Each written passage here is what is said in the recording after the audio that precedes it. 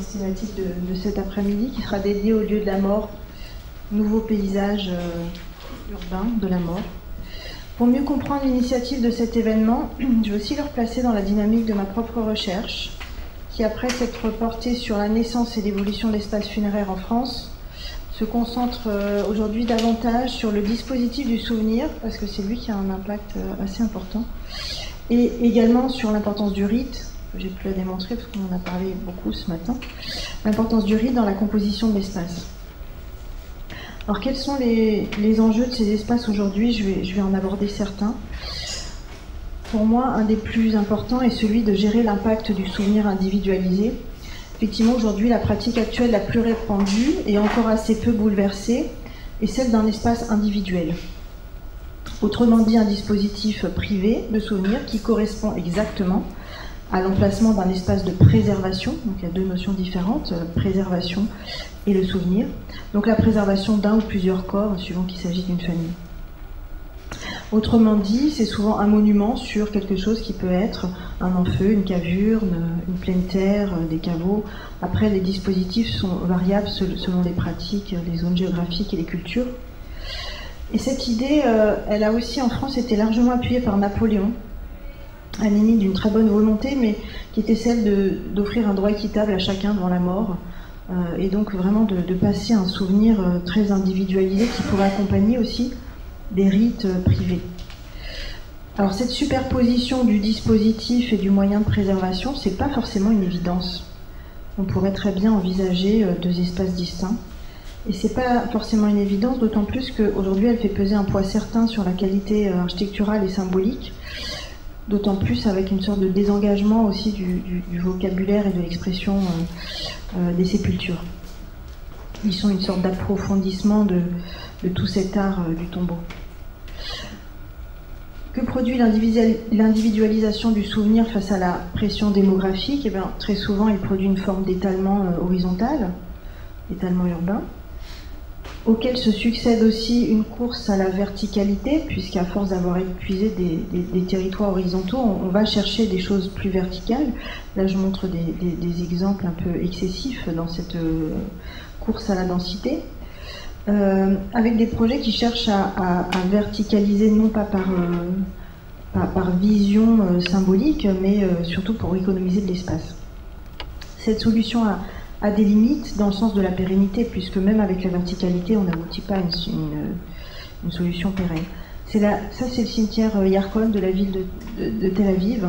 C'est un cimetière qui a toujours été soumis à une pression démographique assez forte et un besoin à une envie d'être enterré sur cette terre particulière. Et donc, besoin d'espace très très important qui dépasse la simple population habitante, puisqu'il y a des gens qui veulent revenir se faire enterrer à Tel Aviv. En 2014, la ville est vraiment très embêtée par rapport au fait de répondre aux forts besoins, et donc décide d'organiser un cimetière vertical qui ressemble en réalité un petit peu plus à un parking, comme l'évoquait André Chabot ce matin. Et dès le moment où ils font ce cimetière vertical en 2014, ils ont déjà dans les cartons un autre projet, parce qu'ils savent déjà que ça ne va pas permettre de répondre de façon très durable à la question. Donc ils ont déjà envisagé quelque chose qui commence à voir le jour en 2017. Alors après avoir cherché à aller hors sol et à superposer hors sol, ils cherchent à aller sous le sol. Et donc ils cherchent à réaliser un cimetière souterrain. Là aussi, qui annonce... Bon, alors vous voyez, on est très loin du sacré, et on sent bien qu'on est dans la recherche de quantité. Et alors pour le justifier, ce qui est aussi assez rigolo, c'est que ça passe par enfin assez rigolo, ce qui est assez normal, ça passe par le respect du culte. Et donc ce dispositif a été validé par les autorités religieuses en disant que comme il y avait des catacombes précédemment et que c'est un dispositif ancestral, bon alors c'est simplement la reproduction de ce dispositif ancestral et que donc il est tout à fait apte à être qualitatif d'un point de vue religieux, donc il a été validé. La particularité aussi du culte du juif, c'est qu'il y a une volonté d'avoir un rapport du corps avec la terre, et donc toute personne qui est inhumée, là pour le coup le mot est tout à fait approprié, doit être dans un contact direct du corps avec la terre et surtout ne doit pas être déplacée. Donc là où en France on a des fois abandonné la question des concessions perpétuelles, là elle n'est même pas envisagée parce qu'elle serait contraire aux principes religieux. Donc double peine quelque part, c'est-à-dire on ne peut pas trop superposer, on doit avoir un rapport avec le sol et en même temps on ne peut pas envisager de renouvellement. Donc très très difficile de répondre à cette question. Et alors qu'est-ce qu'on a perdu en fait à ce moment-là, dans ce moment de mutation assez important? Moi j'ai envie de parler de deux choses. Déjà la question de la polyvalence. Moi je trouve très très clairement, ça c'est le cimetière des Saints Innocents qui représente vraiment le cimetière médiéval, très désorganisé, dans la périphérie et dans le clos très marqué pour le coup. Si on fait référence à ce qu'on disait ce matin, il est très assumé dans sa limite avec la ville des vivants, avec la partie un peu plus quotidienne, mais en même temps à l'intérieur il se passe beaucoup de choses qui ne sont pas que liées à la fonction funéraire, mais il se passe aussi des choses des vivants, il y a des écrivains publics, il y a des prostituées, il y a des jeux d'enfants, il y a des animaux, il y a toutes sortes de choses qui passent par là de la vie. Et cette agitation, moi je trouve qu'elle est vraiment très intéressante. Et en l'ayant perdue, on a aussi perdu cette proximité du rapport à la mort et du coup ça a aggravé cette question du tabou. Donc on a perdu la polyvalence, on a perdu une certaine proximité avec la ville et les vivants. Deux caractéristiques qui tendent à réapparaître aujourd'hui dans des projets contemporains et particulièrement au Japon. Ça c'est le Ruriko-in à Tokyo de l'architecte Takeyama, de l'agence Amorph, qui justement dans ce projet, alors c'est un bâtiment en fait, je vais essayer de décrire un peu le programme, dans lequel il y a des espaces de mémoire liés à des individus très spécifiques, mais il y a aussi des espaces qui sont différents, qui sont liés à la ville. Il y a des espaces de méditation, il y a des espaces pour faire du sport, il y a des espaces pour faire de la musique, il y a toutes sortes de choses très très diversifiées. L'idée était pour lui justement de recréer ce lien entre la vie et la mort, cette forme de polyvalence avec le fait qu'il puisse y avoir d'autres activités. Il y a une autre caractéristique qui est importante, c'est que c'est très près de la gare. Donc il y a une proximité aussi avec la mobilité et le déplacement. On peut très bien sortir d'une journée de travail importante, avoir pris le train et à la sortie de la gare se dire j'ai un moment de respiration et puis je vais aller méditer dans ce lieu, me mettre en retrait de l'agitation. Et donc il propose, en fait il parle surtout aux vivants à travers ce projet. Son rapport au sol, il est effectivement assez minime, assez compact. Pour autant, on voit très bien qu'il est dans la ville.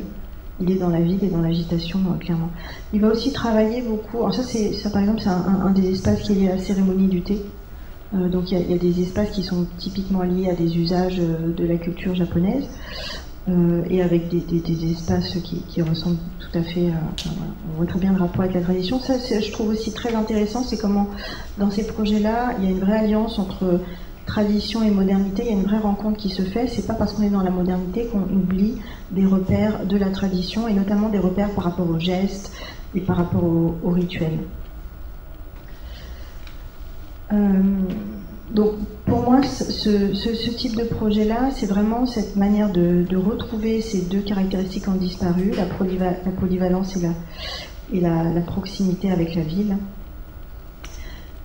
qui est un sujet assez important. Une autre problématique aujourd'hui, mais dont on voit qu'elle a une incidence avec elle découle de cette question de la quantité, c'est comment préserver l'environnement également, comment préserver le rituel et l'environnement, préserver les sols. Et là, on voit que ça fait naître aussi des choses assez différentes.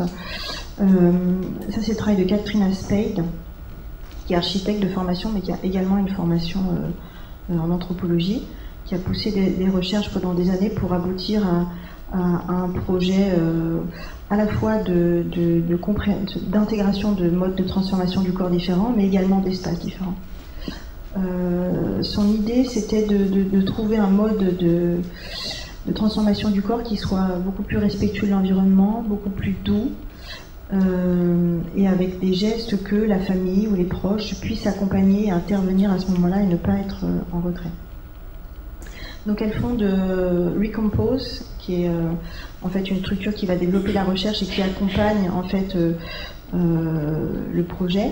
Alors, comme vous le voyez là, vous comprenez un peu l'idée, en fait, c'est que de la décomposition du corps, le corps retourne à la terre et puis la famille peut récupérer une partie du compost qui est créé de cette manière-là. Et donc il y a une forme de renouvellement. C'est l'idée en fait que l'espace n'est pas mobilisé de façon pérenne et définitive, mais qu'il y a un temps de mémoire qui s'associe à un temps de transformation du corps et qu'à partir du moment où ce temps personnel, familial est intervenu et que le travail de deuil s'est fait, on peut passer à autre chose. Et donc ce qui est intéressant dans cette idée-là, c'est qu'elle s'appuie sur le corps lui-même et ce qu'il devient pour proposer l'espace qui est associé. Et en fait, la famille récupère une partie de terre et qu'elle peut ensuite réutiliser dans son jardin et ainsi de suite. Donc il y a une sorte de deuxième vie, symboliquement, il y a aussi quelque chose qui est porté de ce côté-là. Alors ça s'associe à des gestes, c'est ce que je disais, c'est-à-dire que tout le complexe qui va être positionné autour du corps fait l'objet d'un rituel où chacun peut venir déposer quelque chose qui lui correspond, quelque chose qui lui parle, quelque chose qui raconte aussi lié à la vie du défunt, ce qu'il aimait, ce qu'il avait dans son jardin ou je ne sais quoi, mais en tout cas sans dire que c'est la solution, ce que je trouve intéressant, c'est qu'on propose aux gens de faire un geste et donc d'inventer une sorte de nouveau rituel en allant vers le corps. Alors souvent ce rapport au corps il est un petit peu traumatisant dans le moment de la mort, et là il y a une initiative d'essayer d'inclure les gens avec quelque chose de plus apaisé. On voit que de toute façon ce rapport à la mort actuellement il est en train d'évoluer aussi et d'aller vers où il y a un peu plus d'apaisement. Alors l'un dans l'autre, ce qu'on observe également, c'est que cette forme pas de lever de tabou, mais elle s'associe à un rapport à la nature, ou du moins à une représentation de la nature très fortement, et d'un certain rapport idéalisé à l'environnement. On voit que cet idéal de la nature, il apparaît. Alors, ce que vous voyez, c'est qu'en fait, les questions de décomposition sont des sortes d'alvéoles. Donc il y a aussi le symbole d'un individu qui fait partie d'une collectivité, d'un groupe et qui forme un tout. Donc c'est aussi assez symbolique de ce point de vue-là. Donc l'idée, c'est d'accueillir également, dans ce lieu de transformation du corps, d'accueillir les cérémonies. Donc c'est un lieu qui a aussi une forme de polyvalence de ce point de vue-là qu'on a vu dans le projet précédent. L'imaginaire développé, il est clairement celui du retour à la nature. Alors voilà les caissons d'alvéoles dans lesquels les corps sont transformés. Là j'évoque qu'un seul mode de transformation qui fait l'objet de recherche, mais il y en a d'autres, l'aquamation, l'humusation sur sol, enfin il y a des recherches sur ces questions-là. Moi je pense que ces recherches elles sont là aussi parce que on va devoir à un moment donné, pour ne pas mobiliser des territoires de façon définitive, accompagner une sorte de renouvellement un petit peu plus rapide également. Dans ces projets, la limite, elle est floue. Elle a toujours été cultivée d'ailleurs par les architectes entre paysage et architecture. Et là, je vous montre un projet de Robert Rosel, le cimetière Valenton, à Valenton, la fontaine Saint-Martin, où on retrouve ce même motif déjà à l'époque de l'alvéole. Donc là, ce sont des enfeux, et c'est pas pour rien qu'ils donnent cette forme-là qui symboliquement à une dimension universelle, qui du coup est totalement détachée du laïque, mais qui a cette force. Jean-Didier Urbain, peut-être pas quand on regarde son travail de Robert Rosel, pas des japonais, hein, il interroge sur quel est le motif fondamental de ce retour à une écologie funéraire. Et c'est vrai qu'on peut se questionner voilà, sur cette l'importance du tout vert. Tel que le voyait Robert Rosel, c'était surtout d'un rapport à la nature retrouvé, parce que la nature, c'est l'élément qui permet de se détacher aussi du quotidien et d'arriver à une certaine forme de méditation. Et d'où sans doute, c'est pas lui qui le dit, mais c'est un peu la manière dont je le vois, C'est sans doute aussi pour ça que c'est Cimetière Paysager qui l'a développé, ce cimetière paysager qui est une hybridation de plusieurs modèles, cimetière forestier, cimetière du parc, issu de la culture anglo-saxonne, et le cimetière architectural. C'est sans doute pour ça que dans sa composition, la dominante, elle est paysagère. Et parce qu'il attribue à l'élément de la nature un effet qui permet de se détacher, de se mettre dans une condition de recueillement. Ce qui est une motivation complètement différente de celle qu'on a vue dans le projet précédemment. Alors dans les nouveaux paysages de la mort, entre tradition et modernité, je vous ai présenté quelques exemples marquants, on perçoit qu'il y a des formes d'hybridation très intéressantes des modèles, ainsi qu'une recherche d'équilibre, un équilibre qui serait soutenable, mais surtout un équilibre qui aurait du sens. Donc les interventions de cet après-midi, elles vont développer une approche du rapport au temps, à la densité, aux enjeux, des mutations des espaces de la mort de manière assez différente.